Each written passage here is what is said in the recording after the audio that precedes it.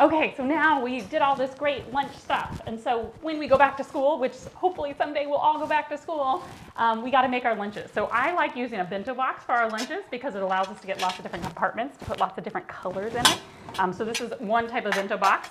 So I'm going to put my wrap in the main compartment here that we went ahead and made already. I'm going to put some cutie, an orange. Obviously you're going to make this with the fruits that you like. So I'm going to do a cutie. This is one for one of my kids' lunches. One of my daughters loves cuties. So we're going to peel that away and put it in. You could put it in unpeeled, but saves one step. So unfortunately, I know a lot of kids don't get a lot of time to eat their lunches these days, so this is going to make it quick. So I'm going to put my cutie in here. We also like grapes, so I'm going to throw in some grapes along with my cutie. I'm going to try to get some different colors so our lunches can look really pretty. I pre-washed these grapes when I got them, so I'm just going to throw in a few grapes. Like I said, I like the different compartments because the different compartments can have different colors. So I'm going to put my grapes in there. Actually, no, I'm going to put my grapes in with the cuties because that makes those colors really pretty. I can alternate it. You can make kind of pretty designs. I'm going to put in some edamame, so it's going to have some really pretty green color. Edamame are a type of bean. It's a soybean. My kids really like them. They can be really tasty. So I'm going to put a couple of those on the side for finger foods. You can get these frozen, so sometimes I'll do that. I'll just pop them out of the freezer, put them in the lunch in the morning, and then by lunchtime they're defrosted. I'm going to put some hummus, because hummus is always a great thing to put. We already had hummus in our wrap, but I also am going to put it on the side. So I'm going to put it in a little dip container. This is a little stainless steel one.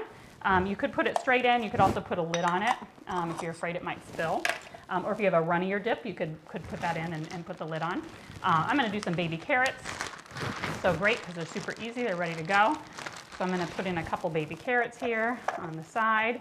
And then to top up our lunch, it's always nice to have a special treat. So I'm going to put in a couple of my kids' favorite special treats.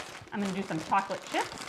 I have mini chocolate chips and regular, so I'm going to put a couple of each. So I usually say maybe, if I'm going to do the regular size, maybe 5 or 6. If I'm going to do these little mini ones, you can do more. So you can decide if you want more of the little ones or less of the big. I'm going to do a mixture of each. And then I like to throw in a couple nuts. I feel like nuts and chocolate go well together. So you can use different nuts. These are almonds. These are some of our favorites. I'm just going to put in a few nuts there. You could also do pistachios. These ones are in the shell, so it makes it kind of fun. You get to shell them yourself. You could also put in some toasted coconut, which could make a sweet flavor, especially if you put it along with the chocolate. And another favorite of my kids is a date. You could put a little bit of peanut butter on it. You could put it with some nuts, put it with a little chocolate, but it adds a lot of sweetness because dates are almost pure sugar, but a natural sugar. So it does give you some fiber along with it.